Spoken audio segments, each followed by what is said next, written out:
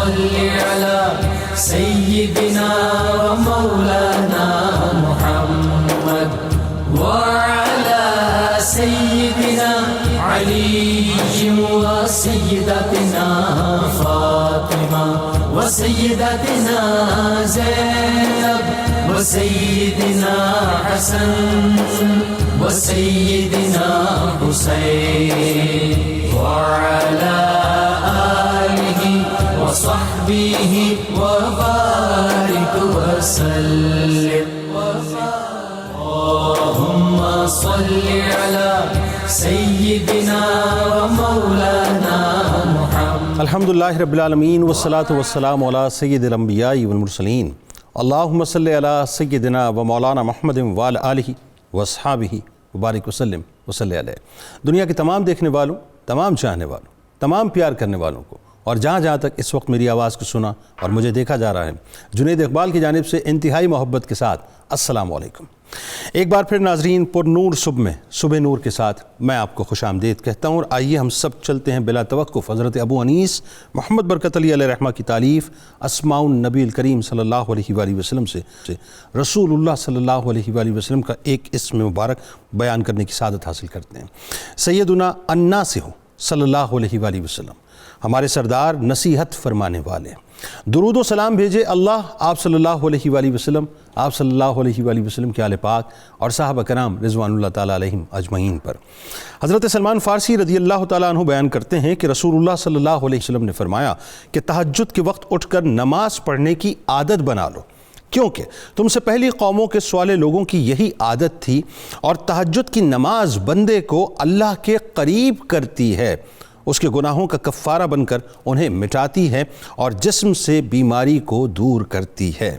ناظرین کرام، آج دو سیگمنٹس ہیں بنیادی طور پہ. پہلے سیگمنٹ میں جس ممتاز پاک اور مطہر ہستی کا ہم تذکرہ پاک کریں گے، انہیں ویسے ہی ان کے نام کے ساتھ پاک لگا ہوا ہے، اور دنیا انہیں حضرت بی بی پاک دامن رحمۃ اللہ علیہا کے نام سے جانتی ہے. ظاہر ہے آپ لاہور کے قلب میں تشریف فرما ہیں، ایک ایسی ہستی کہ جن کی بارگاہ میں لاکھوں کی تعداد میں مسلمان حاضر ہوتے ہیں، اپنی عقیدتوں کے نذرانے پیش کرتے ہیں، اپنی محبتوں کے نذرانے پیش کرتے ہیں، اور ان کے توسط سے اللہ تبارک و تعالیٰ سے دعا کرتے ہیں. ایک ایسی ہستی ناظرین کہ جن کا تذکرہ پاک جب بھی ہوتا ہے، چونکہ ظاہر ہے نام میں ہی پاک آتا ہے، تو بس ہم بھی کوشش کرتے ہیں ناظرین کہ اس پاک تذکرے کے صدقے سے اللہ تبارک و تعالیٰ ہم پر اپنا فضل اور اپنا کرم فرمائے. تو ایک تو ناظرین بنیادی طور پر پہلے سیگمنٹ میں ان کے حوالے سے بات ہوگی، اور کوشش کریں گے کہ ان کے حوالے سے ان کی جو تاریخ ہے اس کا پس منظر آپ کے سامنے رکھیں، اور پھر ظاہر ہے سادات سے اور اہل بیت سے جو محبت کے تقاضے ہیں اس پر بھی انشاءاللہ بات ہوگی. اور دوسرا موضوع ہے ناظرین، وہ بھی بڑا کمال موضوع ہے کہ نیت اور ارادے کی اہمیت اور فضیلت بنیادی طور پر کیا ہے. اچھا، اب بات یہ ناظرین کہ ارادہ کسی کام کے قصد کا نام ہے. آپ کسی کام کو سوچتے ہیں، پھر اسے کرنے کے لیے آگے بڑھتے ہیں، یہ بنیادی طور پر ارادہ کہلاتا ہے. یعنی اس کا جو اگلا فیز ہوتا ہے وہ نیت کا فیز ہے کہ نیت کیا ہے. اگر نیت ٹھیک ہے تو اجر ہے، اور اگر نیت ٹھیک نہیں ہے تو پھر اس کے بعد پکڑ ہے. مثال کے طور پر ایک شخص خیرات کرنے کا ارادہ کرتا ہے، چیریٹی کرنے کا ارادہ کرتا ہے. اب دیکھنا یہ ہوگا کہ اس کی نیت کیا ہے. آیا کہ وہ نمود و نمائش کے لیے، ایکسپوجر کے لیے، میڈیا کی تشہیر کے لیے کام کر رہا ہے، یا وہ چاہتا ہے کہ مجھے صرف اور صرف اللہ کی رضا حاصل ہو جائے. آپ صلی اللہ علیہ وآلہ وسلم نے فرمایا کہ نیت المومن خیر من عملہ، مومن کی نیت اس کے عمل سے بہتر ہے. اسی طرح آپ نے فرمایا کہ تمام اعمال کا دار و مدار نیت پر ہے، اور عمل کا نتیجہ ہر انسان کو اس کی نیت کے مطابق ہی ملے گا. اب بات یہ ناظرین کہ عادت پر مبنی عمل کا کوئی اجر و ثواب نہیں، جبکہ عبادت پر مبنی عمل پر اجر حاصل ہونے والا ہو. کوئی شخص اپنا عمل عادی عمل بنا لے، اس کو انجام دینے کی کوشش کرے، تو اللہ تبارک و تعالیٰ سے تقرب اور رسول اللہ صلی اللہ علیہ وآلہ وسلم کی اطاعت و فرمانبرداری اور دینی احکام کی پیروی کی نیت کرے، تو اس کے دن بھر کا ہر عمل جو ہے وہ خالص عبادت کے اندر تبدیل ہو جائے گا. مثلا اب میں ایک مثال دے کے آپ کو بتاتا ہوں کہ کمرے کی جو کھڑکی ہے اس کو کھولنے کا ارادہ کیا. اب نیت یہ ہے کہ ہوا آئے, مگر اگر نیت یہ ہو جائے کہ اس کے ساتھ اذان کی آواز آئے تو ہوا تو آنی ہے, مگر اچھی نیت کی وجہ سے اس کے اس عمل کو 4 چاند لگ جائیں گے کہ کمرے کی کھڑکی جب کھلے گی تو ہوا بھی آ جائے گی اور ساتھ ساتھ اذان کی آواز بھی آ جائے گی, یعنی اللہ کی بارگاہ سے وہ ثواب کا مستحق بھی ہو جائے گا. حضرت ابو ہریرہ رضی اللہ تعالیٰ عنہ سے روایت ہے کہ رسول اللہ صلی اللہ علیہ وآلہ وسلم نے فرمایا کہ اللہ تعالیٰ سب سے پہلے اس آدمی کو, ابھی بڑی کمال حدیث ہے ناظرین, اور یہ میں سمجھتا ہوں کہ انتہائی توجہ کے ساتھ سنیے گا, یعنی یہ سمجھ لیجئے کہ اس موضوع کا کرکس ہوگا یہ, کہ اللہ تبارک و تعالیٰ سب سے پہلے اس آدمی کو بلائے گا جس نے قرآن سیکھا, اور پھر اس آدمی کو بلائے گا جو بظاہر اللہ کی راہ میں قتل کیا گیا یعنی شہید ہوا, اور ایک بہت ہی مالدار آدمی کو یعنی سخی کو بلائے گا. تو اللہ تعالیٰ اس عالم سے فرمائے گا کہ کیا میں نے تمہیں اس کا علم نہیں دیا تھا جو کچھ میں نے اپنے رسول صلی اللہ علیہ وآلہ وسلم پر نازل کیا؟ وہ کہے گا بے شک تو نے دیا تھا اے میرے رب. اللہ فرمائے گا تو تمہیں جو علم دیا گیا تم نے اس کے ذریعے کیا کیا؟ وہ کہے گا کہ دن رات تلاوت کرتا رہا اور اس پر عمل کرتا رہا. اللہ تعالیٰ فرمائے گا کہ تو نے جھوٹ بولا, اور فرشتے بھی کہیں گے کہ تو نے جھوٹ بولا. اللہ تعالیٰ اس عالم سے کہے گا کہ بلکہ تم نے یہ چاہا کہ تمہیں قاری کہا جائے اور لوگوں کی طرف سے یہ کہہ دیا جائے. پھر مالدار کو بلایا جائے گا, وہ کہے گا کہ یعنی اللہ تبارک و تعالیٰ اس سے کہے گا کہ جو مال تھا وہ تجھے دیا تھا تو نے کیا کیا؟ وہ کہے گا کہ میں صدقہ کرتا رہا, رشتہ داروں کا خیال کرتا رہا. اللہ فرمائے گا کہ تو نے جھوٹ بولا, بلکہ تم نے یہ چاہا کہ تم سخی کہلاؤ, رحم دل کہلاؤ اور لوگوں کی طرف سے تمہیں یہ کہا جائے. اس کے بعد شہید کو بلایا جائے گا ناظرین, اور اللہ اس سے بھی کہے گا کہ تمہیں کس وجہ سے قتل کیا گیا؟ وہ کہے گا کہ مجھے آپ کی راہ میں جہاد کرنے کا حکم تھا, میں نے قتال کیا, یہاں تک کہ میں تیری راہ میں قتل کیا گیا, شہید کیا گیا. اسے اللہ کہے گا کہ تو جھوٹ بولتا ہے, تم نے چاہا کہ تمہیں بہادر کہا جائے اور لوگوں کی طرف سے تمہیں یہ کہہ دیا گیا. حضرت ابو ہریرہ رضی اللہ تعالیٰ عنہ بیان کرتے ہیں کہ اس کے بعد سرکار مدینہ صلی اللہ علیہ وآلہ وسلم نے میرے دونوں گھٹنوں پر اپنے مبارک ہاتھوں سے ضرب لگائی اور ارشاد فرمایا کہ اللہ کی مخلوق میں سے یہ وہ 3 لوگ ہیں جن سے قیامت کے دن جہنم کی آگ بھڑکائی جائے گی. جہنم کی آگ بھڑکائی جائے گی. وہ 3 کون لوگ ہیں ناظرین؟ وہ شہید ہے جو ایکسپوجر کے لیے یعنی بہادر کہلانے کے لیے شہید ہوا, وہ شخص کہ جس نے علم سیکھا لیکن اسے لوگ تعظیم اس کی کرے, اس کی توقیر کرے اس لیے, اور وہ شخص کہ جس نے مال خرچ کیا اس لیے کہ اس کی تشہیر ہو, اس کی نمود و نمائش ہو, لوگ اسے بڑا سخی کہیں. ان 3 لوگوں سے جہنم کو بھڑکایا جائے گا. تو آج ناظرین ان 2 اہم موضوعات پہ گفتگو ہوگی. ہمارے ساتھ اس وقت جو شخصیات تشریف فرما ممتاز شخصیات ہیں, ممتاز پینل ہیں, کسی تعارف کے محتاج نہیں ہیں. پہلی شخصیت ہمارے ساتھ ممتاز مذہبی اسکالر محترم جناب علامہ محمد احمد برکاتی صاحب. دوسری شخصیت تاریخ پاکستان پر خصوصی دسترس ممتاز اسکالر ہیں محترم جناب پروفیسر محمد یوسف عرفان صاحب. اور تیسری شخصیت ممتاز عالم دین محترم جناب علامہ ذوالفقار مصطفیٰ ہاشمی صاحب. آپ تینوں کو میں خوش آمدید کہتا ہوں. السلام علیکم. علامہ صاحب بات کا آغاز آپ سے کرتے ہیں. حضرت بی بی پاک دامن رحمۃ اللہ علیہ کا تاریخی پس منظر یہاں سے آغاز کیجیے. بسم اللہ الرحمن الرحیم. وَلْتَكُن مِّنكُمْ أُمَّةٌ يَدْعُونَ إِلَى الْخَيْرِ وَيَأْمُرُونَ بِالْمَعْرُوفِ وَيَنْهَوْنَ عَنِ الْمُنكَرِ. صدق اللہ العظیم. آج کی جو ہماری گفتگو ہے اس کا جو نقطہ آغاز ہے وہ یہی ہے کہ اللہ تعالیٰ نے ایک ذمہ داری امت مصطفیٰ پہ تفویض فرمائی ہے کہ تم میں سے ایسی جماعت ہر دور میں ضرور ہونی چاہیے جو لوگوں کو نیکی کا حکم دے اور برائی سے ان کو منع کرتی رہے, ان کو اعمال صالحہ پہ کاربند رہے. تو صلحاء اولیاء اللہ ہر دور میں یہ فریضہ سر انجام دیتے رہے. علماء اپنی زبانوں کے ساتھ, اپنے کردار کے ساتھ, اولیاء کاملین یہ سب نے امت کی مسلسل رہنمائی کی ہے, اور یعنی تھیوری بھی چلتی رہی اور پریکٹیکل بھی چلتا رہا. ٹھیک. تو اسی سلسلہ میں ہم دیکھتے ہیں جتنے بھی اولیاء اللہ ہیں ان کے فیوز و برکات کو اللہ تعالیٰ ان کے وصال کے بعد بھی جاری و ساری فرماتا ہے. انہی میں سے یہ بی بی پاک دامنہ بھی ہیں. مرد تو مرد ہیں, خواتین کے لیے بھی من عامل صالحا ان کو من ذکر او انثی, جو بھی مرد ہو یا عورت ہو جو بھی اعمال صالحہ کرے گا تو اللہ تعالیٰ فرماتا فَلَنُحْيِيَنَّهُ, ہم اس کو یہ زندگی دیتے ہیں حیات طیبہ پاکیزہ والی. تو یہ پاکیزہ زندگی ہی چل رہی ہے جن کی آج ہم گفتگو کرنے کا شرف حاصل کر رہے ہیں.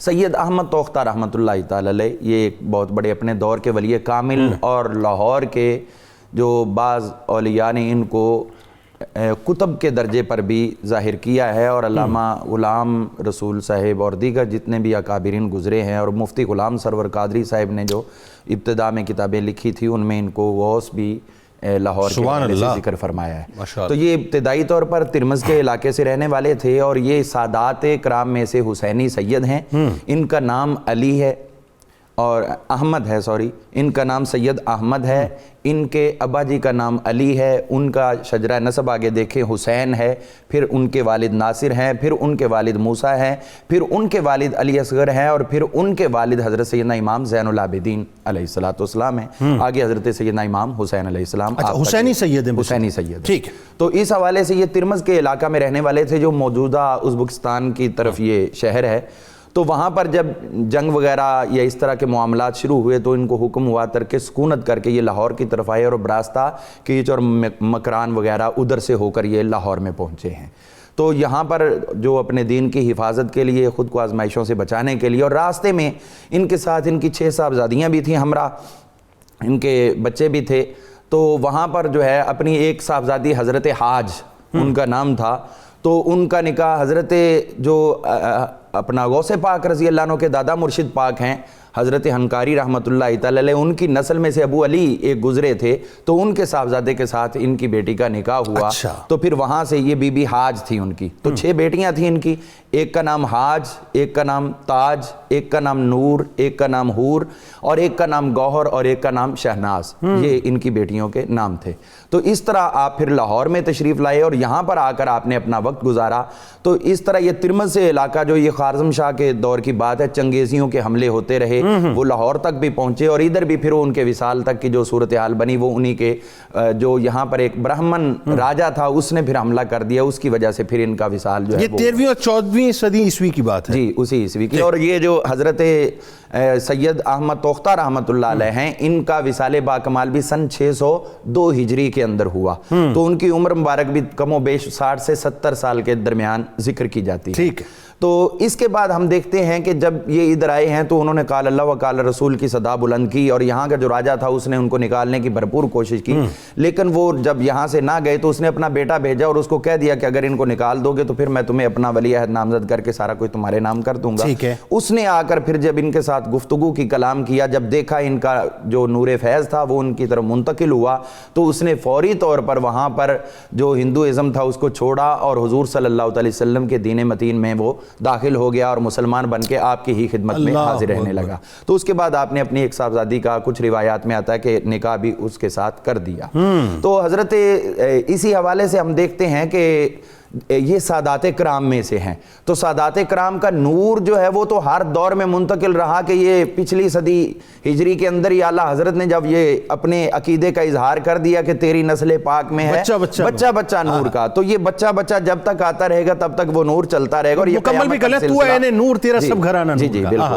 تو اب اس میں ہم یہ دیکھتے ہیں کہ یہ سادات کرام کے حوالے سے، یہ چونکہ حسینی سید، اور ایک بات ہمارے ہاں کچھ یہ سمجھی جاتی ہے کہ یہ حضرت مولا علی رضی اللہ عنہ کی اس طرح تو اولاد تو حضرت مولا علی کی ہیں، لیکن اصل میں کچھ تھوڑی سی میں یہ سمجھتا ہوں کلیئرٹی اس میں ضروری ہے، اور وہ یہ ہے کہ عربوں کا ایک طریقہ ہے کہ بعض دفعہ ایک بندے کا نام لے کر ان کے پیچھے جو مشہور شخصیت ہوتی ہے پھر ولدیت میں اس کا نام ذکر کر دیا جاتا ہے، درمیان والے چھوڑ دیے جاتے ہیں۔ جس طرح آپ دیکھیے امام احمد بن حنبل رحمۃ اللہ علیہ، تو امام احمد بن حنبل ان کے والد نہیں تھے بلکہ ان کے دادا جی تھے، ان کے والد کا نام محمد تھا، احمد بن حنبل، لیکن شہرت ہے احمد بن حنبل کے دادا حضور کے نام سے، دادا حضور کی۔ تو اسی طرح چونکہ یہ سادات کرام تھے تو اسی لیے ڈائریکٹ کسی نے حضرت مولا علی پاک رضی اللہ عنہ کی طرف منسوب کر دیا، تو ظاہر ہے سلسلہ تو انہی کے ساتھ ہی ہے اور گھرانہ وہی ہے، تو لہٰذا ہم ان کو بیٹیاں وہی تصور کرتے ہیں سادات کرام کی، لیکن یہ جو حقیقی بیٹیاں ہیں وہ حضرت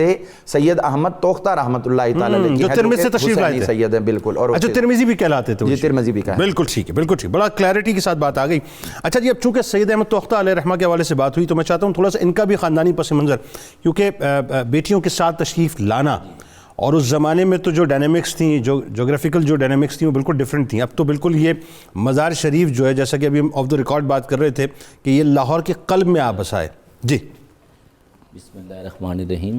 الحمدللہ پس منظر تاریخی جو ہے وہ مولانا صاحب نے بڑا واضح کر دیا ہے، اور اس میں جو دوسری بات ہے جیسے کہ حضرت توختہ سید احمد توختہ، یہ توختہ بھی اس وجہ سے مشہور ہیں کہ اپنے استاد محترم نے عشاء کی نماز کے بعد انہیں بلایا گھر، اور اس وقت دروازہ بند کر لیا گیا، تو یہ صبح تہجد اور فجر وقت وہاں باہر سردی میں کھڑے رہے، اور کھڑے رہنا، دست بستہ رہنا، یہ وہ کیفیت تھی جس کی ان کے نام کی نسبت بن گئی. اللہ اللہ اللہ اللہ. استاد کا احترام اللہ اکبر. اور وہ استاد کا احترام جو اللہ رسول صلی اللہ علیہ وسلم. اللہ اکبر اللہ اکبر. یہ وہ پاکیزہ شخصیت اللہ اکبر. اور یہی ان کی اولاد کا تھا. اللہ اللہ. اب جب چنگیزیوں نے حملہ کیا، چنگیز جلال الدین خوارزم شاہ کے پیچھے تک کرتے ہوئے آئے، تو اس وقت جو غارت گری ہوئی ہے اس نام محرموں کی نظر پڑنے کا اور توہین کے احساس سے وفات ہوئی، جو لکھا گیا ہے. اب دوسری بات یہ ہے کہ وہ شخصیت کہاں کتنی بڑی تھیں، عبادت تو عابد و زاہد تو تھے ہی، متقی تھے، اور بچیاں بھی کہاں بھی آئی گئیں، اعلیٰ خاندان میں. مکران کے امیر کا بیٹا تھا. ہاں. حضرت حاج کی شادی وہاں ہوئی ہے. اور ایک روایت میں غلام دستگیر نامی ان کی جو کتاب ہے اس میں یہ بھی ہے کہ ان کا ایک بیٹا جو تھا وہ التمش جس کی شان جو ہے دین میں اور دنیا ریاست میں وہ ہے کہ جس کا کوئی ثانی نہیں، جو زنجیر عدل بھی لٹکاتے ہیں، جو اور کام بھی کرتے ہیں. ان کی 2 بیٹیاں، ایک عائشہ تھیں ایک رضیہ تھی. عائشہ ان کی بہو تھی. اچھا. یہ بھی ٹھیک ہے. اب تیسری بات کہ لاہور کی کیفیت کیا، یہ تاریخ کے حوالے سے پس منظر سے یہ بات سمجھ میں آتی ہے. حضرت توختہ اس وقت آئے ہیں جب غزنوی دور جو 200 سال کا تھا وہ تقریباً ختم ہو رہا تھا، اور غوری آئے ہیں. غوری کے ساتھ پھر یعنی یا قطب الدین ایبک ہیں، قطب الدین ایبک کے بعد التمش ہیں. اچھا ٹھیک ہے. اس میں ان کی وفات ہوئی ہے. اور 615 جو ہے اس میں ان پاک دامن جو بہنیں ہیں ان کی وفات ہوئی ہے. اب اس میں جو چیز دیکھنے کی ہے کہ ان کی پاکیزگی، ان کی طہارت، ان کی دین سے وفاداری، ایمان کا اظہار، اللہ رسول پہ توکل، وہ بے لا ریب ہے. مطلب اس میں کوئی دوسری رائے نہیں ہے کہ نام ہی پاک دامن ہو گیا. جی بالکل. یعنی نسبت ہی اللہ نے یہ اللہ کر دی. اب دیکھنا یہ ہے کہ لاہور شہر، یہ کہانی ہماری تاریخ کی کہانی ہے. محمد بن قاسم نے جو راستہ مکران سے چنا تھا اور جب ملتان فتح کیا تھا، ملتان کی اس وقت کی سرحدیں کشمیر تک تھیں، جو ہمارا سیالکوٹ اور یہ سارا کچھ، ٹھیک ہے، وہ سب علاقہ فتح کیا گیا تھا. اور لاہور اس وقت ایک غیر معروف غیر معلوم گاؤں کا نام تھا. ٹھیک ہے. لہو ایک براہم بت تھا جو اس وقت یہاں کے وڈیرے نے چوراہے میں لٹکا رکھا تھا کہ جیدی پوجا کروں. اچھا. جب محمود غزنوی نے یہ فتح کیا تو اس کا نام محمود آباد رکھا. ملتان کیونکہ اٹیچ سندھ کے ساتھ تھا، انہوں نے انتظامی اعتبار سے لاہور کو کیپٹل منتخب کیا.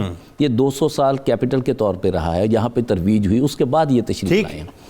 اب لاہور کا پہلی بار جو ذکر ہے تاریخ میں، حدود العالم کی کتاب جو ہے نام سے، اس میں وہ 982 میں کرتے ہیں ذکر. اس سے پہلے لاہور کا کہیں ذکر بھی نہیں ہے. کہانیاں جو مرضی آپ گھڑ لیں. اب اس کیا یہاں پر کوئی مسلمان تو دور کی بات ہے، غیر مسلم بھی نہیں تھے جس دور سے ہم منسوب کرتے ہیں بات. ٹھیک ہے. اور وہ واقعہ جو ہے وہ عرب جو ہیں اپنے ہی علاقے میں محدود رہتے تھے. صحیح. حضرت علی رضی اللہ عنہ کی 18 بیٹیاں تھیں. ایک بیٹی رقیہ یعنی کبرا اور ایک صغرا. ایک جو تھیں وہ دمشق میں مدفون ہے، ایک مصر میں مدفون ہے. ٹھیک. اور یہ اتنا بڑا گیپ ہے کہ 31 یعنی تقریباً 33 سال بعد محمد بن قاسم آئے ہیں کربلا کے واقعے کے بعد. ٹھیک ہے، بالکل صحیح. اور ایران فتح ہوا تھا 22 ہجری میں، 20-22 ہجری میں. اب وہ واقعات یہاں پر غیر مسلموں میں آ کے کوئی بچ سکتا ہے؟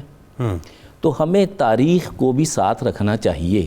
ہماری عقیدت، ہمارا احترام، ہماری تعظیم اور اہل بیت سے محبت ہمارے ایمان کا حصہ ہے. اس میں کوئی دوسری رائے نہیں، اور کوئی دوسری رائے نہیں ہے. اور ہماری نماز میں حصہ ہے. گو آل کا مفہوم بڑا وسیع ہے، اس میں امت بھی شمار ہوتی ہے، اور اس میں یہ آل بھی جو نسلی ہے.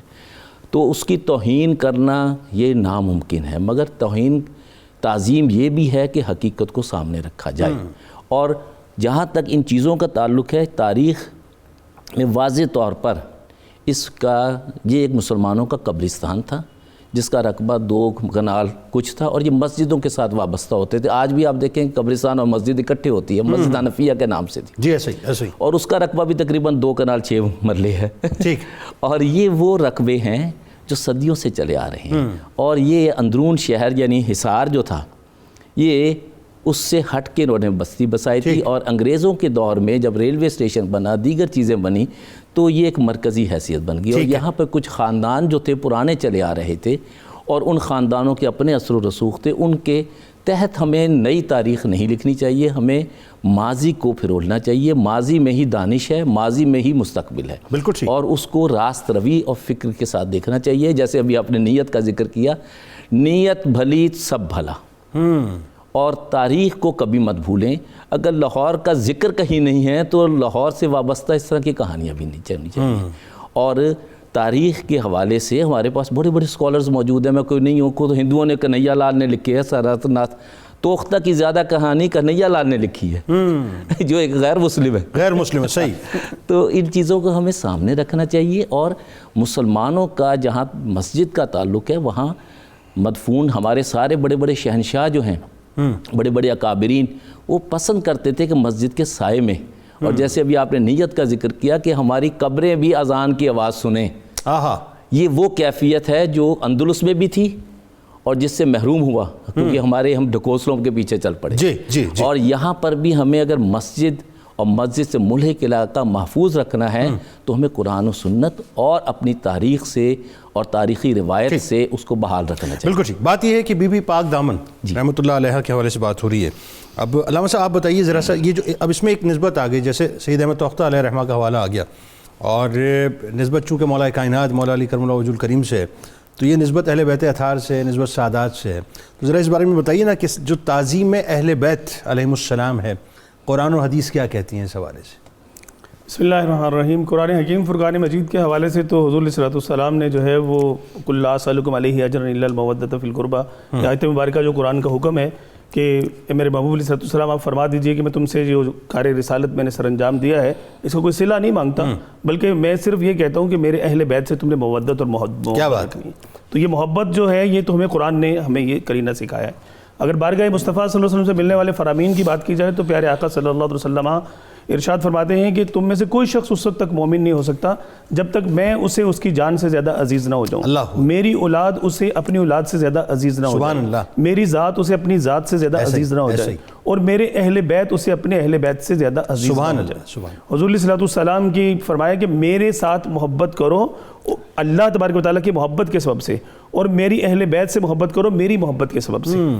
تو اگر ایک اور حدیث پاک کی طرف بڑھتے ہیں تو فرمان مصطفیٰ صلی اللہ علیہ وسلم یہ بھی ملتا ہے کہ کل بروز قیامت میری شفاعت ہر اس شخص کو ملے گی کہ جس کے دل میں میرے اہل بیت کی محبت ہوگی. اللہ. اب حضرت علی خواص رحمۃ اللہ تعالیٰ علیہ اس پر بڑی اچھی گفتگو کرتے ہوئے فرماتے ہیں کہ اہل بیت کرام رضوان اللہ تعالیٰ علیہ اجمعین کا ہم پر حق تو یہ ہے کہ ہمیں ان پر اپنی جانیں قربان کر دینی چاہیے.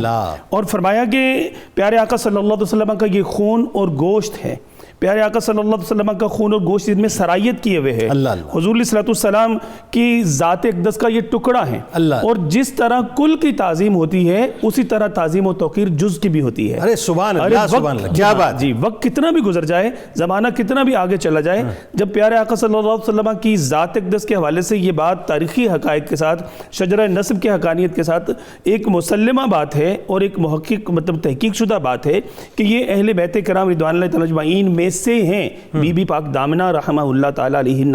تو آپ دیکھیں کہ ان کی تعظیم ہمارے لیے واجب ہے. اور سید علی خواص رحمۃ اللہ تعالیٰ علیہ فرماتے ہیں کہ جیسے پیارے آقا صلی اللہ علیہ وسلم کی حیات ظاہری میں ان کی ذات اقدس کا جز ہمارے لیے قابل احترام اور لازم و تعظیم اور توقیر تھا, آج پیارے آقا صلی اللہ علیہ وسلم کی وصال ظاہری فرمانے کے بعد بھی ان کی ذات اقدس سے جڑے ہوئے لہو اور گوشت کے ٹکڑے یعنی ان کی آل اور اولاد ہمارے لیے اسی طرح سے لائق تعظیم و توقیر ہیں.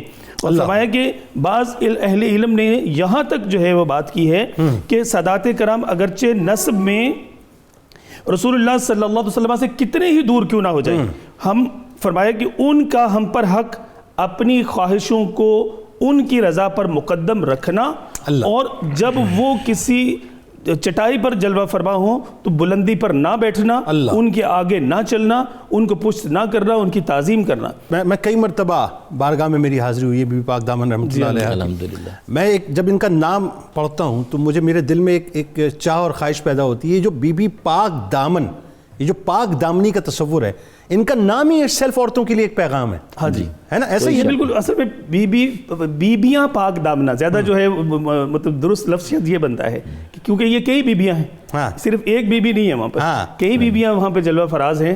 تو ان کی جو وہ اصل چیز، بڑا اچھا آپ نے نقطہ بیان کر دیا ہے، اصل چیز یہ ہے کہ انہوں نے کس خاطر اپنی جان قربان کر دی. جی وہ ان کا پیغام ہمیں صبح قیامت تک یاد رکھنا چاہیے. ایسا ہی ایسا ہی. اللہ صاحب چادر کا تحفظ کرنا چاہیے. ایک بات، جی پلیز.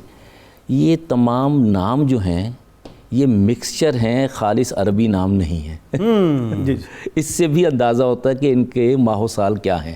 اللہ اکبر، کیا بات. گوہر، شہناز اور دیگر چیزیں. جی اللہ. جی اس میں جو بھی حاضری کے حوالے سے بات ہو رہی تو حضرت سیدہ رقیہ رضی اللہ عنہا جو حضرت سیدنا مولا علی المرتضیٰ شیر خدا کی صاحبزادی تھیں اور حضرت امام مسلم بن عقیل ان کی زوجہ محترمہ تھیں، تو انہی کے فرزند تھے جنہوں نے سب سے پہلے بنی ہاشم میں سے یزیدی فوج کو مبارزت کی. حضرت عبداللہ نے حضرت رقیہ کے بیٹے تھے اور انہوں نے وہ جو ہے نا بنی ہاشم کی طرف سے جنگ کا آغاز کیا. ان کا مزار مبارک ہے مصر کے اندر. ٹھیک ہے. تو علامہ عبدالوہاب شعرانی رحمۃ اللہ علیہ لطائف المنن کے اندر بیان فرماتے ہیں، وہ کہتے ہیں کہ اللہ تعالیٰ نے جو مجھ پر احسانات کیے، اللہ تعالیٰ نے جو مجھ پر احسانات کیے اس میں سے یہ بھی ہے کہ مجھے سادات کرام کے مزارات پر حاضری کا شرف بھی عطا کیا. ان میں سے ایک یہ بھی ہے کہ حضرت رقیہ کے مزار پر بھی میری حاضری ہو. بھائی سبحان اللہ سبحان اللہ، کیا بات ہے، کیا خوبصورت تاریخی کلیئرٹی ہے.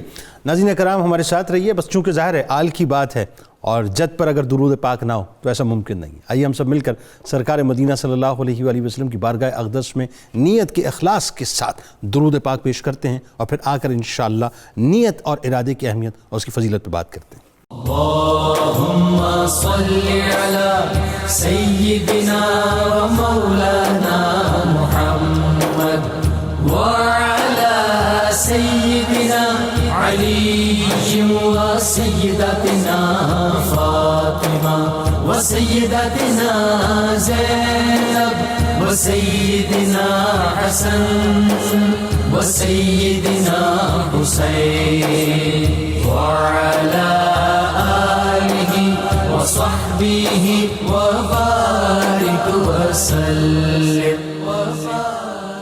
اللہم صلی علی سیدنا و مولانا محمد وعلی سیدنا علی و سیدتنا فاطمہ و سیدتنا زینب و سیدنا حسن و سیدنا حسین وعلی آلہ و صحبہ و بارک وسلم. اللہم صلی علی سیدنا و مولانا محمد. خوش آمدید خواتین و حضرات. اگلا سیگمنٹ ناظرین یہ جو ہے یہ بہت اہم ترین سیگمنٹ ہے کیونکہ اب ہم بات کرنے والے ہیں نیت اور ارادے کی اہمیت اور اس کی فضیلت کے حوالے سے. مجھے ایک واقعہ یاد آ گیا. پرانی اقوام میں ایک شخص تھا، اس نے 99 لوگوں کو ناظرین قتل کر دیا. کتنے؟ 99 لوگوں کو. اب اس کے دل میں توبہ کی طلب ہوئی تو اس نے کسی سے جا کے پوچھا کہ جی مطلب کیا میری توبہ قبول ہو جائے گی. اس وقت کا وہ راہب تھا.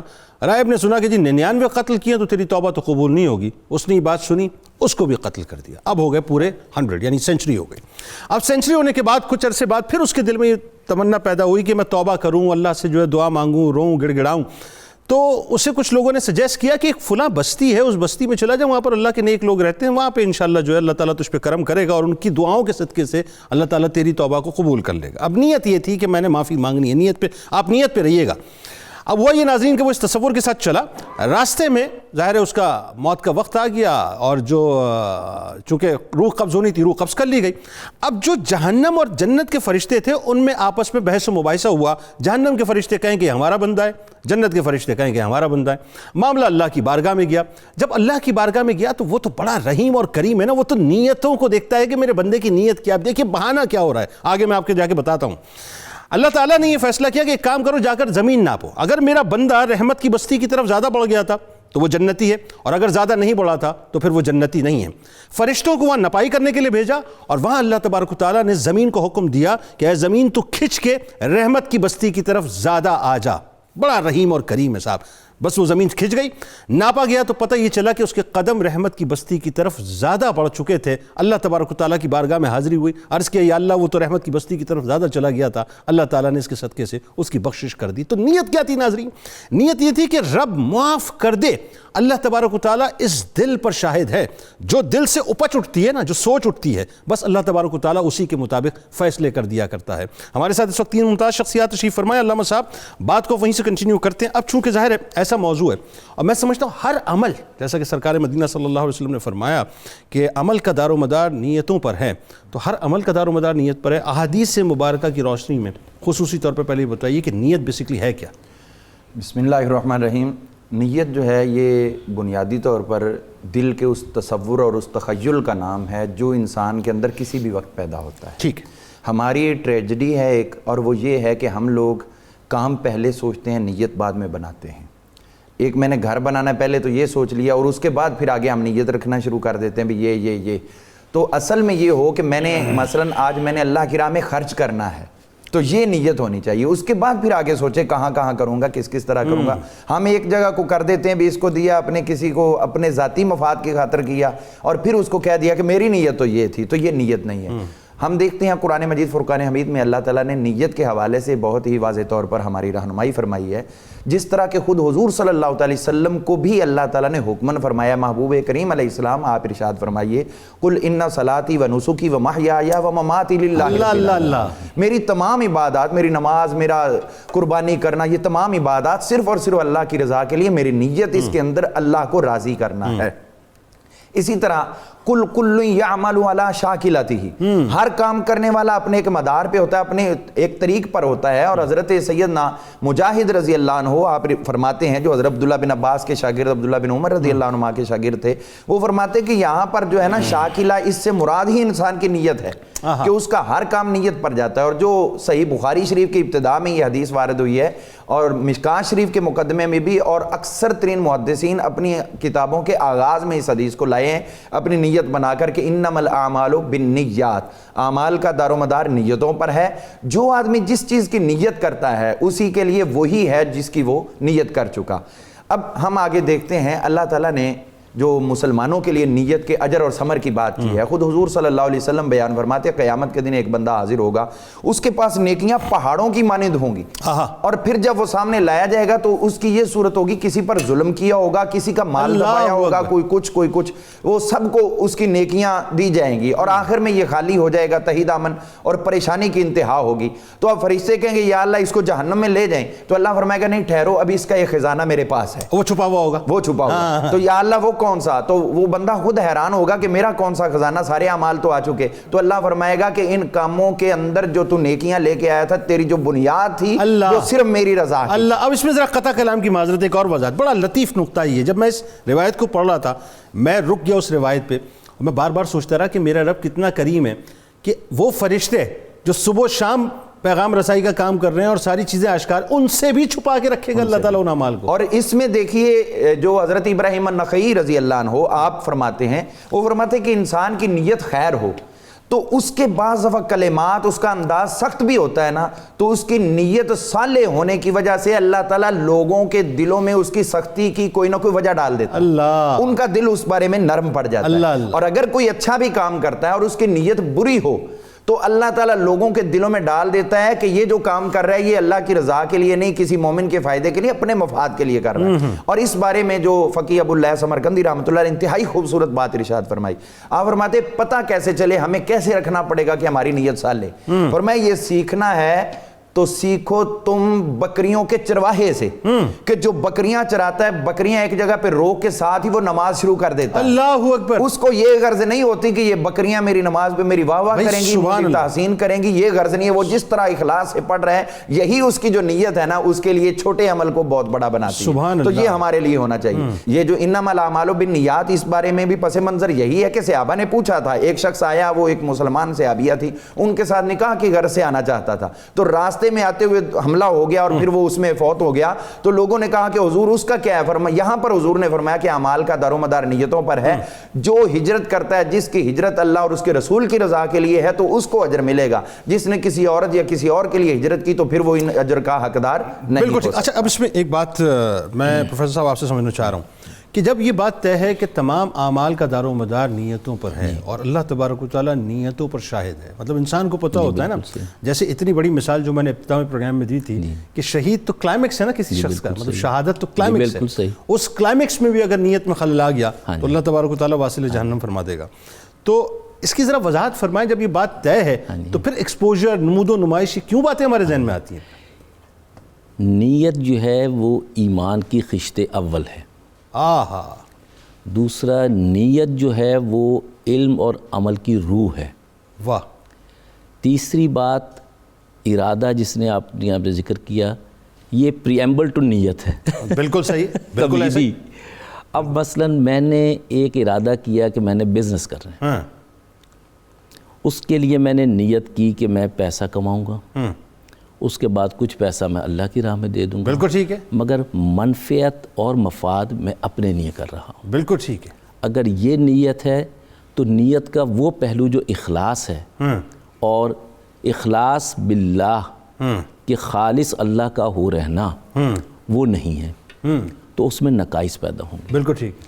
نیت کے ساتھ اخلاص، حسن نیت، عمل، یہ سب شامل ہیں. بالکل ایسا. اور اس میں نیکی کرنا اتنا اہم نہیں ہے جتنا نیکی کی نیت کرنا ہے. اللہ.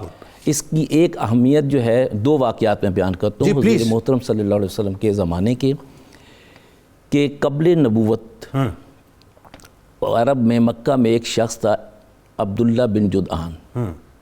وہ بڑا مخیر تھا، بڑا نیک تھا، اپنا مال خرچ کرتا تھا، غریبوں کی مدد کرتا تھا، مسکینوں کو کھانا کھلاتا تھا، اور قبائل میں لڑائیوں کو ختم کرنے کے لیے جستجو کرتا تھا، صلح کراتا تھا، معاہدے کرتا تھا.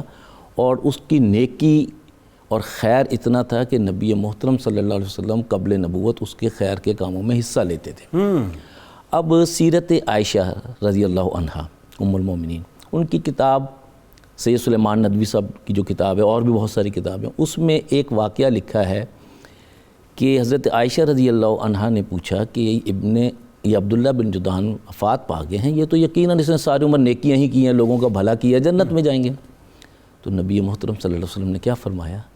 کیا اس نے اللہ اور اس کے رسول اور ایمان اور آخرت اور جزا کی نیت بھی کی تھی؟ اللہ اکبر. اللہ. نیت کی اہمیت یہ ہے. اللہ اکبر. اب اس کے برعکس دوسری طرف اگر چلے جائیں کہ غزوہ تبوک کا واقعہ ہے کہ نبی محترم صلی اللہ علیہ وسلم جا رہے ہیں اور فرما رہے ہیں جس وادی سے ہم گزرتے ہیں، جو مال خرچ کرتے ہیں اس راہ میں، اور جو ہم نے دشمن کو شکست دی ہے، اس میں ہم لوگ تو شامل ہی ہیں، مگر کچھ وہ لوگ بھی ہیں جو مدینہ منورہ میں بیٹھے ہیں، وہ بھی برابر کے شریک ہیں. اللہ اللہ اللہ. لوگوں نے سوال کیا حضور یہ کیسے؟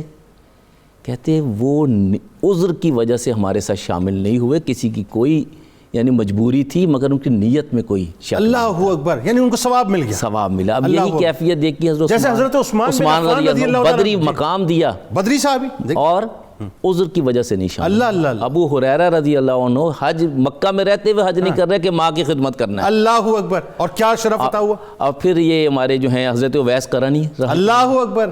نیت جو ہے یہ بنیادی چیز ہے، کشور کشائی نہیں ہے، اللہ اللہ. مال و غنیمت کا شوق نہیں ہے. اب تیسری بات جو ہے اس میں معصیت بھی آ جاتی ہے. مثلا میں غریب ہوں، میں نے ذرائع سے کوشش کی، حلال ذرائع ہونا بہت ضروری ہے، جس کا بھی انہوں نے ذکر کیا کہ شیطان نے کیا 3 دن تو میرے نال یاری پائی ہے اور یہ اثرات نے پہلے ٹھیک بات ہے. صحیح. اب میں چوری کرتا ہوں، ڈاکہ ڈالتا ہوں، رشوت لیتا ہوں، کرپشن کرتا ہوں، دین سے خیانت کرتا ہوں، وطن فروشی کرتا ہوں، اور بڑا آدمی بن جاتا ہوں، اور میں لاکھوں روپیہ کما کے، کروڑوں روپیہ اربوں کما کے چند کروڑ میں روز کھانا کھلا دیتا. بنی اسرائیل میں جب قحط پڑا ایک زمانے میں، تو ایک شخص ایک ٹیلے کے پاس سے گزرا، اس نے یہ سوچ، یہ نیت تھی اس کی کہ اللہ کاش یہ ٹیلا آٹا بن جاتا، میں لوگوں کو تقسیم کرتا. ظاہر مالی طور پہ اتنا مضبوط نہیں تھا. اللہ نے اس وقت کے نبی کو یہ وحی فرما دی کہ میرے اس بندے سے کہو کہ جو اس نے نیت کی، ہم نے اس کا اجر اس کو عطا کر دیا.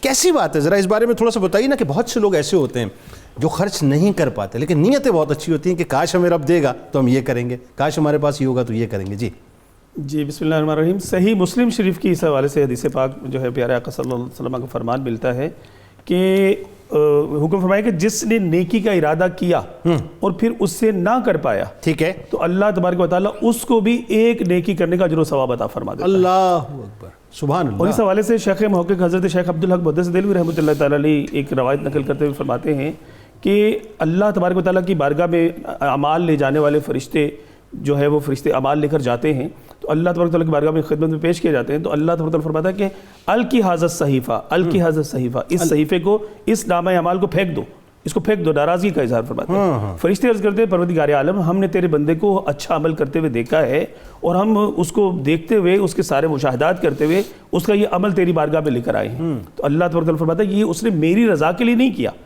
اور پھر اللہ تعالیٰ فرشتوں کو فرماتا ہے کہ میرے پاس آؤ اور اس شخص کے نامہ اعمال میں یہ اعمال لکھو. تو اللہ تعالیٰ جب حکم فرماتا ہے تو فرشتے عرض کرتے ہیں مالک ہم نے اس کو یہ عمل کرتے ہوئے دیکھا ہی نہیں ہے، اس نے تو یہ عمل کیا ہی نہیں ہے جسے آپ بات کریں کہ یہ کام تو اس نے کیا ہی نہیں ہے. تو اللہ تبارک و تعالیٰ فرشتوں کو یہ بات ارشاد فرماتا ہے کہ اس کی نیت اس عمل کو کرنے کی تھی، اللہ، اگرچہ وہ نہیں کر سکا، اس کی صرف جو دل کا پختہ ارادہ تھا کہ میں یہ کام کروں اور وہ کسی بھی عذر کے تحت نہ کر سکا، وہ ارادے کی پختگی اس کو اجر دلانے کا سبب بن گئی کہ اس کے نامہ اعمال میں وہ عمل لکھ دیا گیا جو اس نے کیا ہی نہیں. بڑا بنیادی سوال ہے، نیت کا اخلاص کیسے پیدا ہو؟ یہ لوگوں کو بتائیے کہ بالکل شفاف اور ٹرانسپیرنٹ نیت ہے. دل سے اٹھا غلاف اگر تو اٹھا سکے. ہاں جی بتائیے. جی ہاں، اصل چیز یہ ہے جی کہ ریاکاری جو ہے اس کی بہت زیادہ مذمت جو ہے وہ حدیث طیبات میں فرمائی گئی ہے، اور اخلاص جو ہے اس کی بہت زیادہ فضیلت بیان فرمائی گئی ہے. اپنے آپ کے ہر عمل کے اعتبار سے، یہاں تک کہ جو نیکی کے اعمال ہیں اس سے ہٹ کے جو مباحات ہیں کہ جن کے کرنے کی نہ کوئی جزا نہ کوئی سزا ہوتی ہے، دن بھر کے معمولات ہیں، اگر ان کے پیچھے بھی اخلاص نیت جو ہے وہ اس طرح سے شامل کر لیا جائے کہ میں یہ عمل مثال کے طور پہ کھانا کھانا ہے، سونا ہے، چلنا پھرنا ہے، مطلب گفتگو کرنا ہے، یا کوئی بھی مطلب کار اپنا سر انجام دینا ہے کہ میں پیارے آقا صلی اللہ علیہ وسلم کی سنت کی اتباع میں یہ کام کرنے لگا ہوں، تو وہ عمل جو ہے وہ ہمارے لیے اجر و ثواب کا باعث بنتا چلا جائے گا. بعض صورتوں میں مستحب بنتا چلا جائے گا، بعض صورتوں میں سنت کا درجہ لیتے ہوئے ایسی سنتیں کہ جو متروک سنتیں ہیں ہمیں 100 شہیدوں کا اجر و ثواب. حدیث پاک میں فرمایا گیا ہے کہ جو بندہ کوئی ایک ایسا عمل کرے کہ جو متروک سنت ہے، حضور صلی اللہ علیہ وسلم کا عمل ہے لیکن کرنا چھوڑ دیا گیا، اس پر عمل کرے گا تو اللہ تعالیٰ اس کو 100 شہیدوں کا اجر و ثواب عطا فرمائے گا. اور ایک شہید کا اجر و ثواب یہ ہے کہ اس کے خون کا قطرہ زمین پر گرنے سے پہلے اللہ تعالیٰ اس کی مغفرت فرما دیتا ہے. تو یہ جو اجر و ثواب کی صورت ہے اور اس کا پورا کانسیپٹ ہے، اگر اس کو مد نظر رکھا جائے کہ عمل جزا اسی عمل کی ملنی ہے کہ جس کو ہم نے اللہ تعالیٰ کی رضا کے لیے کیا ہے. اگر کسی نمود و نمائش کے لیے کیا ہے، کوئی اپنی واہ واہ کرنے کے لیے کیا ہے، دنیا میں اپنا کوئی ترہ بلند کرنے کے لیے کیا ہے، تو پھر وہ دنیا میں جس غرض سے عمل کیا ہے اس کا وہی صلہ دنیا میں مل جائے گا. جیسے یعنی جو لوگ خیرات کرتے ہیں، مثال کے طور پہ ایک سلائی مشین بھی کسی کو دیتے ہیں تو بڑے بڑے اشتہارات چھپواتے ہیں اور ایکسپوز کرتے ہیں لینے والوں کو بھی، اور خود بھی جو اپنی نمود کرواتے ہیں، اس کا مطلب وہ سب بیکار، سب جب تک اللہ کی رضا کی نیت نہیں ہے، پیارے آقا صلی اللہ علیہ وسلم کی رضا، میں نے کہا ایکسپوجر بیکار، بالکل بیکار، مگر ریا کوئی جو اجر ہے نہیں ملے گا. ریا آ گئی نا اس کے اندر. اچھا اب ایک بات یہ بتائیے علامہ صاحب کہ مثال کے طور پہ ایک غیر مسلم ہے اور وہ بہت اچھی نیت سے کام کر رہا ہے کہ جی میں خلق کی خدمت کروں، میں لوگوں کے، اور بلا تخصیص رنگ و نسل و مذہب جو ہے وہ خدمت کر رہا ہے، اس کی نیت بہت اچھی ہے، اب اس کو درجہ کیا ملے گا؟ ہے وہ غیر مسلم؟ جی اس میں جو غیر مسلم ہے اگر وہ اعمال صالحہ کرتا ہے تو اس کی 2 صورتیں ہیں. ایک تو یہ ہے کہ اللہ تعالیٰ اس کا اجر اس کو دنیا میں دے دیتا ہے، اس کی نیک نامی کی صورت میں دے، چاہے اس کو کہیں اور سے کوئی بینیفٹس عطا فرمائے تو آخرت میں حصہ نہیں ہوگا. دوسری صورت یہ ہو سکتی ہے کہ وہ اعمال صالحہ کرتا ہے، اتنا اخلاص سے کرتا ہے، تو پھر اللہ تعالیٰ اس کو اس کے بعد کسی بھی وقت اپنے موت سے پہلے اس شخص کو اللہ اسلام کی ہدایت عطا فرما دیتا ہے. سبحان اللہ. وہ اس کے اعمال صالحہ کی نیت کا اجر و ثمر ہے کہ دنیا سے اس کو اللہ تعالیٰ لے جاتے ہوئے ایمان عطا کرتا ہے، اور اس کی وجہ سے، اس کی برکت سے یہ بروز محشر جنت میں جانے کا حقدار. لیکن ایسے بہت سے آپ دیکھیں دنیا بھر میں مطلب نان مسلمز ہیں جو مسلم نہیں ہوئے، جو کنورٹ نہیں ہوئے، لیکن وہ چیریٹی، مطلب بل گیٹس کو آپ دیکھ لیجئے کتنی بڑی چیریٹی وہ کر رہا ہے. میں اس بارے میں ایک بات کہنا چاہوں گا. وہ یہ ہے کہ حضرت امام اعظم ابو حنیفہ رضی اللہ تعالیٰ عنہ کسی کی تکفیر کرنے کے آخری وقت تک قائل اس صورت میں ہوتے تھے جب آپ کو اس کی موت متحقق ہو جاتی کہ یہ کفر پہ مرا ہے. ٹھیک ہے. لیکن آپ یہ فرماتے تھے کہ ہو سکتا ہے وہ زندگی میں اس کا کفر تھا لیکن مرتے وقت آخری لمحے اللہ نے اس کی زبان پہ کلمہ طیبہ جاری کر دیا. ٹھیک ہے. تو یہ اس وجہ سے ہے. اور اگر ہم دیکھتے ہیں کہ نیت صالح ہو تو اللہ تعالیٰ اس پہ رحمت کر دیتا ہے, لیکن یہ ایمان کے سکول میں داخلے کے بعد ہوتا ہے. حضرت سیدنا آدم علیہ نبی علیہ السلام کے حوالے سے اللہ تعالیٰ نے جو قرآن پاک میں ارشاد فرمایا سورہ طٰہٰ میں, تو اللہ تعالیٰ فرماتا ہے وَلَقَدْ عَهِدْنَا إِلَىٰ آدَمَ مِنْ قَبْلُ, ہم نے حضرت آدم علیہ السلام سے اس سے پہلے ایک وعدہ لیا تھا, فَنَسِيَا, ان کے ذہن میں وہ نہ رہا, وَلَمْ نَجِدْ لَهُ عَزْمًا, ہم نے ان کا کوئی ارادہ نہیں پایا. تو اس کا مطلب ہے کہ اگر کوئی کافر ہو کر اعمال صالحہ کرتا ہے تو دو صورتوں میں اس کو فائدہ مل سکتا ہے.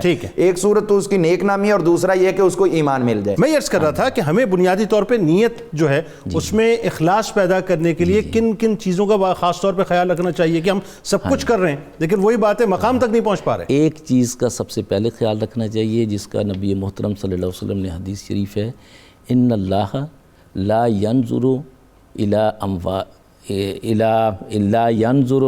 صورکم, نہیں لا ينظر الى صورکم و اموالکم و انما ينظر الى قلوبکم. نیت کی مختلف شکلیں آپ نے بتائی ہیں مگر نیت کا مسکن دل ہے, اور جس نے دل صاف کیا اس کا وجود آئینہ بن گیا جو حضور صلی اللہ علیہ وسلم کی ذات کا آئینہ ہے, جو اللہ کے پرتو ہے. جیسے کہ حدیث شریف ہے کہ تخلقوا باخلاق اللہ, جب آپ کے دل میں غیر اللہ نہیں ہیں تو پھر آپ چلتی پھرتی تصویر ہیں اللہ اور اس کے محبوب کی. سبحان اللہ. نیت جو ہے یہ آپ کو اس راہ پہ لے جاتی ہے, اور نیت ہوتی ہے ہماری رضا, اللہ کی رضا سے. تمام اولیاء اللہ اس بات پر متفق ہیں اور انہوں نے عملاً اس چیز کا اظہار کیا ہے, راضی برضا رہنا.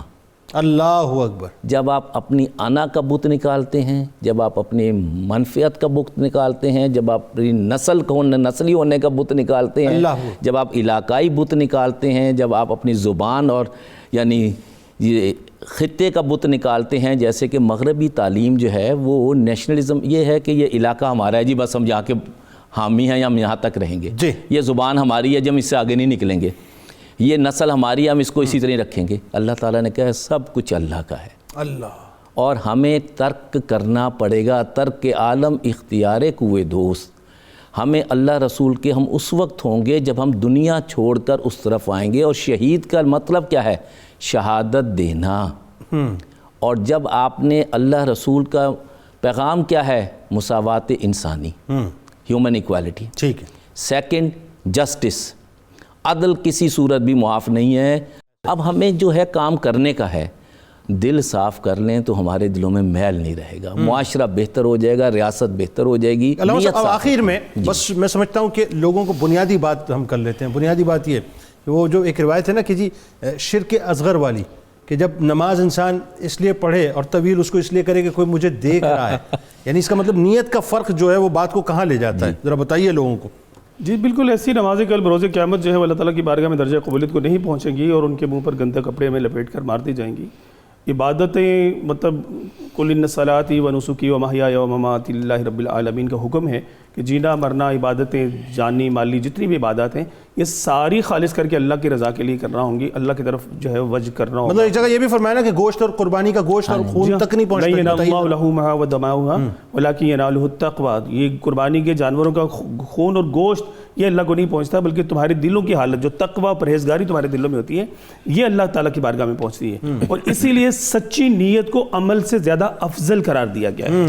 نیت جو ہے یہ عمل پر مقدم اسی لیے ہے. حضور صلی اللہ علیہ وسلم کی ایک حدیث پاک میں یہاں تک فرمانے ہیں کہ آخرت کی نیت پر اللہ تعالیٰ دنیا عطا فرما دیتا ہے, لیکن اگر کوئی دنیا کی نیت کرے تو اللہ تعالیٰ آخرت عطا فرمانے سے منع فرما دیتا ہے. اللہ اکبر. آخرت نہیں ملتی. اللہ اکبر. اب اس کے لیے ہمیں تھوڑا سا اپنے آپ پر جبر کرتے ہوئے کوئی بھی ہم دنیا کا کرنے لگے, بھلے وہ نماز ہے, وہ حج ہے, وہ روزہ ہے, وہ زکوٰۃ ہے, وہ صدقات ہیں, یا دیگر کوئی اعمال ہیں, پہلے اپنی آنکھیں بند کریں, ایک باقاعدہ مراقبے کی صورت میں میڈیٹیشن کرتے ہوئے اپنے دل کو ذرا تھوڑا سا کھنگالیں کہ کیا میں یہ کام جو کر رہا ہوں اس میں اللہ کی رضا مقدم ہے, اللہ کی رضا مجھے پیش نظر ہے. اگر ہے تو پھر وہ عمل عبادت بنے گا, اور اگر نہیں ہے تو پھر سمجھ لیں کہ میری آنکھیں جو بند ہے میری آنکھیں کھل جانی چاہیے. میں تو ایک خواہ کی پریکٹس کر رہا ہوں, خواہ کا بوجھ اٹھائے ہوئے ہوں, خواہ کی مشقت کر رہا ہوں, جس کا مجھے آخرت میں مطلب جیسے گدھے پر بوجھ ڈال دیا جائے کتابوں کا تو وہ اس کو صاحب علم نہیں بنا دیتا. یہ مطلب بالکل ایسی ہی مثال ہے کہ یہ عبادتوں کا بوجھ ہم اپنے اوپر ڈال کے کل بروز قیامت اللہ کی بارگاہ سے کوئی جزا اور صلہ پانے والے نہیں بن سکتے جب تک کہ ہماری نیت خالص نہیں ہوگی. اور اگر نیت خالص ہو تو آپ دیکھیں جنید بھائی کہ ہم نیکیوں کا ایک پہاڑ اکٹھا کر سکتے ہیں. بہت شکریہ آپ تینوں, آپ کا تشریف لائے. آخر میں ناظرین بس جاتے جاتے دو جملے, یہ جو بات ابھی فرما رہے تھے کتنی کمال بات ہے. آپ کا اٹھنا, آپ کا بیٹھنا, آپ کا چلنا, آپ کا پھرنا, آپ کا بات کرنا, آپ کا پانی پینا, آپ کا کھانا کھانا, آپ دنیا میں سارے کام کرتے ہیں پر ہر کام کو اللہ کی رضا سے مربوط کر دیجئے, سرکار علیہ السلام کی سنت سے مربوط کر دیجئے. اور اس سوچ کو بنا لیجئے کہ دنیا تو ایک بیسیکلی ٹرانزٹری پیریڈ ہے. میری روح یہاں پر آئی ہے, ایک سرٹن ٹائم تک رہے گی, عالم برزخ میں چلی جائے گی, محشر کے روز پیش ہو جائے گی. اصل زندگی تو وہ ہے. تو وہی بات ہے کہ جس نے دنیا چاہی اسے دنیا دے دی, جس نے آخرت چاہی اسے آخرت مل گئی. اپنی ہر نیت کو اللہ کی رضا سے جوڑ دیجئے, اس کے ثمرات آپ ایسے دیکھیں گے ناظرین کہ جس کا آپ تصور بھی نہیں کر سکتے. کتاب الشفا کی جانب چلتے ہیں جناب, اور آپ کو بتاتے ہیں ہر مشکل کام میں آسانی کے حوالے سے ایک وظیفہ. اگر کوئی شخص کسی بڑی سے بڑی مشکل میں مبتلا ہو تو اللہ تبارک و تعالیٰ کا اسم مبارک یا بدیع 100 مرتبہ 41 دن تک پڑھے, انشاءاللہ آسانی کے اسباب پیدا ہو جائیں گے. سیدنا علی المرتضیٰ کرم اللہ وجہ الکریم کا قول مبارک ہے کہ جس شخص کے دل میں اللہ تبارک و تعالیٰ کا ڈر ہوتا ہے تو وہ تقوی اور پرہیزگاری اختیار کرتا ہے, اور وہی شخص کامیاب و کامران ہے. اگر ٹویٹر پہ ابھی تک آپ نے ہمیں فالو نہیں کیا, فالو کیے. فیس بک پیج کو اگر ابھی تک لائک نہیں کیا تو لائک کر لیجئے, اور یوٹیوب چینل کو اگر ابھی تک آپ نے سبسکرائب نہیں کیا, اور بیل آئیکن کو اگر آپ نے کلک نہیں کیا تو کلک کر لیجئے. اجازت دیجئے اس دعا, اس امید, اس یقین کے ساتھ کہ لا یؤمن احدکم حتی اکون احب الیہ من والدہ وولدہ والناس اجمعین. اللہ تعالیٰ آپ کا, ہمارا, پاکستان کا اور امت مسلمہ کا حامی و ناصر ہو. اللہ حافظ. پاکستان کا مطلب کیا؟ لا الہ الا اللہ محمد رسول اللہ صلی اللہ علیہ وسلم. اللہم صلی علی سیدنا و مولانا محمد وعلی سیدنا علی و سیدتنا فاطمہ و سیدتنا زینب و سیدنا حسن و سیدنا حسین وعلی آلہ و صحبہ و بارک وسلم.